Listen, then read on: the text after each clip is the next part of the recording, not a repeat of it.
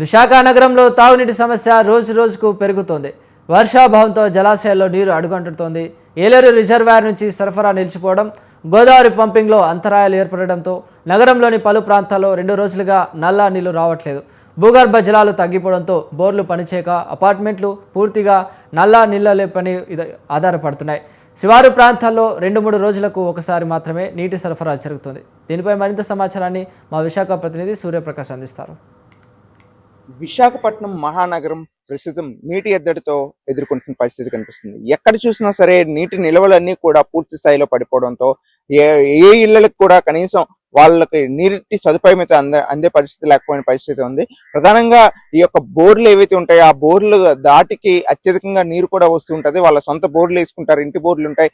అవన్నీ కూడా ప్రస్తుతం అవి కూడా నీటిని అందుకోలేని పరిస్థితి రావడంతో అయితే స్థానికంగా ప్రజలంతా కూడా తీవ్ర ఇబ్బందులు అయితే ఎదుర్కొంటున్న పరిస్థితి. ప్రధానమైన వాతావరణ అనుకూలత కూడా సరిగ్గా లేకపోవడం, వాతావరణం మొత్తం కూడా పూర్తి స్థాయిలో దెబ్బతిన్న పరిస్థితితో అయితే ఈ యొక్క వర్షాలు సరైన సమయానికి వర్షాభావం లేకపోవడంతో అయితే స్థానికంగా మంచినీటి సరఫరాకు సంబంధించి కావచ్చు, అలానే సాగునీటి సరఫరా కావచ్చు, వినియోగించుకునే వాటర్ కానీ ఇవన్నీ కూడా పూర్తి స్థాయిలో అయితే ఇక్కడికక్కడ ఇబ్బందులు అయితే ఎదుర్కొంటున్న పరిస్థితి ఉంది. దీనికి సంబంధించి జీవీఎంసీ అధికారులు నిత్యం కూడా ప్రజలకు మంచినీటి సదుపాయాన్ని అందించే ప్రయత్నాన్ని అయితే చేస్తున్నా కూడా కనీసం నీటి నిల్వలు అనేవి కూడా ఎక్కడ లేకపోవడంతో అధికారులు సైతం కూడా పూర్తి స్థాయిలో అయితే ఎక్కట్లు పడుతున్న పరిస్థితి కనిపిస్తుంది. మనం ప్రస్తుతం విశాఖపట్నం మునసర్ల పార్క్ ఏదైతే ఉంటుందో ఆ పార్క్ లో ఒక డ్యామ్ అయితే ఉంటుంది. డ్యామ్ కి సంబంధించి రిజర్వాయర్ ప్రాంతంలో వాటర్ అంతా కూడా స్టోర్ చేసి ఈ వాటర్ ని పబ్లిక్ కి ప్యూరిఫై చేసి కూడా ఇవ్వడం అయితే జరుగుతుంది.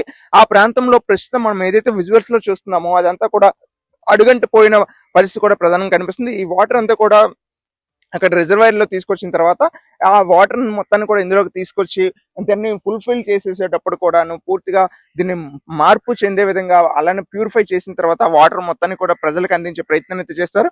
ఇక్కడ నుండి భారీ ఎత్తున ట్యాంకర్స్ ఏవైతే ఉంటాయో ట్యాంకర్స్ తో పంపిస్తుంటారు. దాంతోపాటు ప్రతి ఇంటి కుళాయిలు ఏవైతే ఉంటాయో మంచినీటి సరఫరా చేసే కుళాయిలు ఉంటాయి, వాటిని కూడా ఇక్కడ నుండి కూడా పంపించే ప్రయత్నం అయితే చేస్తూ ఉంటారు. కానీ ప్రస్తుతం నీటి అడుగులు పూర్తి స్థాయిలో పడిపోవడం, దాదాపు 10 నుండి 14% మేర కూడా యొక్క నీటి నిల్వలు ఏవైతే ఉంటాయో భూగర్భ జలాల్లో అవన్నీ కూడా పూర్తిగా అడుగంటిపోయిన పరిస్థితి ఉండడంతో ఎవరికి కూడా సరైన నీటి సదుపాయం లేకపోవడం, ఇంటికి వాటర్ సప్లై అనేది అయితే పూర్తిగా నిలిచిపోయిన పరిస్థితి ఉంది. దీంతో పాటు జీవీఎంసీ ట్యాంకర్స్ ఏవైతే ఉంటాయో ఆ ట్యాంకర్స్ అన్నింటిని కూడా తీసుకొచ్చే ప్రయత్నాన్ని కూడా జీవీఎంసీ అధికారులు అయితే చేస్తున్నారు. నిత్యం ఉదయం 6 గంటల నుండి సాయంత్రం 6 గంటల వరకు దాదాపు 12 గంటల సమయం వేచిస్తూ కూడా జీవీఎంసీ భారీ ఎత్తున వందలాది ట్యాంకర్లు విశాఖ జీవీఎంసీ పరిధిలో మొత్తం డిస్ట్రిబ్యూషన్ చేస్తున్నా కూడా చాలా చోట్ల ఇప్పటికీ కూడా నీటి ఎద్దరైతే కొనసాగుతున్న పరిస్థితి. అలానే నీటి కుళాయిలు కూడా ఇవ్వాల్సిన రోజు ఉదయం కానీ సాయంత్రం కానీ 2 పూటల్లో ఒక్కొక్క టైంలో ఒక్కొక్కరికి అయితే కుళాయి ఇస్తుంటారు. కానీ ప్రస్తుతం ఈ యొక్క నీటి ఎద్దడి కారణంగా కుళాయిలు సైతం కూడా ఇచ్చే పరిస్థితి లేకపోవడంతో మంచినీటి సదుపాయం కూడా కోల్పోతున్న పరిస్థితి ఉంది.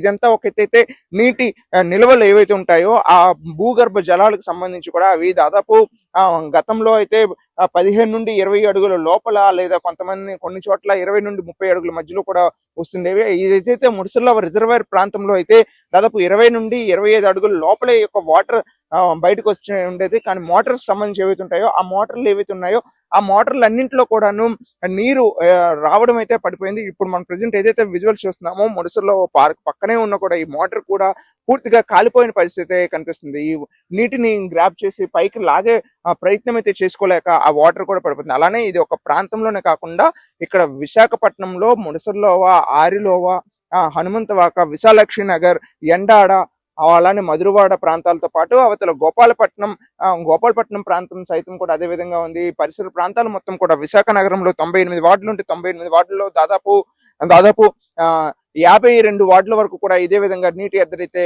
ఉన్న పరిస్థితి ఉంది. ప్రజలంతా కూడా తీవ్రంగా నీటి ఎద్దడితో అయితే ఎక్కట్లు పడుతున్న పరిస్థితి ఉంది. దీనికి సంబంధించి ఎప్పటికైనా జీవీఎంసీ అధికారులు కావచ్చు, అలానే సంఘ ప్రజలు కూడా దీనిపైన అవగాహన తెలుసుకోవాల్సిన అవసరం అయితే ఉంది. ఎందుకంటే వర్షాలు ఉండేటప్పుడు కావచ్చు, అలానే నిత్యం సమయంలో కానీ ఇంకుడు గోతులు తీసుకొని ఇంకుడు గోతుల్లో యొక్క నీటి ఏవైతే ఉంటాయో ఆ వాటర్ అంతని కూడా అందులో ఇస్తే ఈ యొక్క భూగర్భ జలాలను అయితే ఇంక్రీజ్ అవుతుంటాయి. కానీ ప్రతి ఇంటికి కూడా ఒక్కొక్క బోర్ వేస్తున్నారు తప్ప బోరుకు తగ్గ విధంగా కూడా ఇంకుడు గోతులు లేకపోవడంతో ఈ యొక్క భూగర్భ జలాలన్నీ కూడా అడుగంటిపోతున్న పరిస్థితి కనిపిస్తుంది.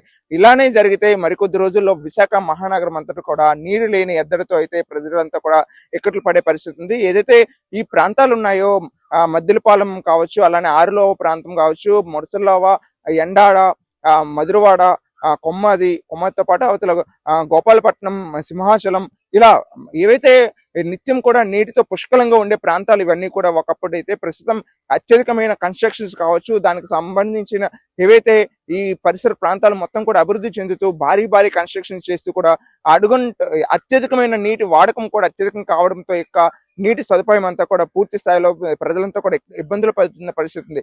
ఎన్నో ఏళ్ల తర్వాత కూడా విశాఖ మహానగరంలో ఎప్పుడు కూడా నీటి ఎద్దడైతే ఉండేది కాదు. కానీ ప్రస్తుతం ఈ యొక్క నీటి ఎద్దడి అత్యధికంగా రావడంతో ప్రజలంతా కూడా తీవ్ర ఇబ్బందులు ఎదుర్కొన్నారు. ప్రజా సంఘాలు సైతం కూడా దీనిపైన దుమ్మెత్తి పోస్తున్న పరిస్థితి కనిపిస్తుంది. ఈ యొక్క డేటా సెంటర్ల పైన పెట్టేటప్పుడు ఈ యొక్క వాటర్ సర్వీస్ ఏదైతే అత్యధికం కావాలో డేటా సెంటర్స్ వస్తే మరింత ఇబ్బందులు ఎదుర్కొనే పరిస్థితి కూడా ఉంటుందని చెప్పేసి కూడా స్థానిక ప్రజలైతే ఆరోపణలు చేస్తున్న పరిస్థితి కనిపిస్తుంది. ఎప్పటికైనా సరే జీవీఎంసీ అధికారులు కావచ్చు, జిల్లా యంత్రాంగం సైతం కూడా ఈ నీటి ఎద్దడి తగ్గించేందుకు ప్రయత్నాలు చేయాల్సిన అవసరం ఎంతైనా ఉందని చెప్పేసి రిజర్వాయర్లో ఉన్న వాటర్ అందరినీ కూడా ప్రజలకి వచ్చే విధంగా సురక్షిత మంచినీటిని అందించే ప్రయత్నం కూడా అధికారులు చేయాలని కూడా కోరుకుంటున్నారు. అలానే పోలవరం కెనాల్ ఏదైతే ఆగస్టు నెలకి తీసుకొస్తామని చెప్పేసి సీఎం చంద్రబాబు నాయుడు తెలియజేశారు, దాన్ని అతి త్వరలో తీసుకొచ్చి ప్రజల వినియోగానికి ఆ యొక్క నీటిని, పోలవరం నీటిని, గోదావరి నీటిని వినియోగించాలనే విషయాన్ని కూడా ప్రధానంగా తెలియజేసిన పరిస్థితి ఉంది.